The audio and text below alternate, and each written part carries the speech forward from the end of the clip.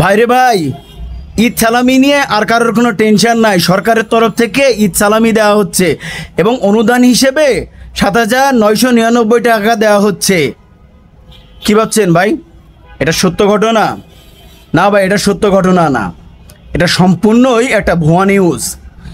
আমি কিছুদিন আগে ফেসবুকিং করতেছিলাম, তো ওইখানে দেখি একটা পেজে দেওয়া আছে শেখ হাসিনা প্রত্যেককে বিকাশ নগদ রকেটের মাধ্যম দিয়ে ২৫,০০০ টাকা স্যালামি দিচ্ছে।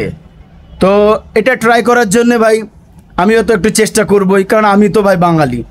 তো আমি চেষ্টা করলাম, চেষ্টা করার পরে আমার বিকাশে মোটামুটি একটা অ্যামাউন্ট ছিল, তো সেই অ্যামাউন্টটা কেটে নেবে। তো পরে চিন্তা করলাম যে না, যেই অ্যাকাউন্টে কম অ্যামাউন্ট আছে ওই অ্যাকাউন্টে একটু ট্রাই করে দেখি। তো আমার ওয়াইফের অ্যাকাউন্টে মাত্র ১০ টাকা ছিল, ওই অ্যাকাউন্ট দিয়ে আমি আপনার ট্রাই করেছি। তো ট্রাই করার পরে ফিরতি মেসেজ হিসেবে আমার ওয়াইফের কি আসছে, সে ১০ টাকা তো কেটে নিছে, আর ফিরতি মেসেজ হিসেবে আসছে আপনার ২৪ ঘন্টা অপেক্ষা করুন এবং আপনার অ্যাকাউন্টে যেই টাকাটা ছিল এই টাকাটা কেটে নেওয়া হয়েছে। আগামীকাল অথবা ২৪ ঘন্টার ভিতরে আপনার অ্যাকাউন্টের যে টাকা ছিল এই টাকা প্লাস শেখ হাসিনার তরফ থেকে যে সালামি দেওয়ার ঘোষণা আছে এইটা দুইটা একত্রে আপনাকে ফেরত দেওয়া হবে।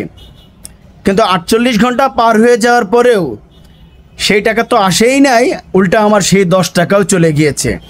এখন কথা হচ্ছে বিকাশ নগদ রকেট এনারা যারা আর কি কর্মকর্তা আছে এনাদের কাছে অনুরোধ করব, এই ধরনের যে পেজ, এই পেজগুলোর বিরুদ্ধে এখনই পদক্ষেপ নিক। তা না হলে আমরা যারা মানে সাধারণ বাঙালি এরা করব কি, আমরা তো সরল সোজা, আমাদের অ্যাকাউন্টে যে টাকা আছে এই টাকা তাদের আছে সেই প্রলোভনে পড়ে পুরোটাই আছে চলে যাবে। চলে যাওয়ার কারণে তারা লাভবান হচ্ছে, ক্ষতিগ্রস্ত আমরা হচ্ছি। এবং জননেত্রী শেখ হাসিনার কাছে আবেদন থাকবে তার নাম ভাঙিয়ে যেহেতু বিকাশ নগদ রকেটের নাম সহকারে এই ধরনের প্রতারণা করছে, এদের বিরুদ্ধে এখনই আইনানুগ ব্যবস্থা নেওয়া হোক এবং আর কেউ যেন এই ধরনের আপনার ভুল ত্রুটি বা এই ধরনের ভুয়া নিউজের ভিতরে না পড়ে, যার জন্যে আপনারা প্রত্যেকেই এই ভিডিওটি শেয়ার করে প্রত্যেককে সচেতন করতে সাহায্য করবেন।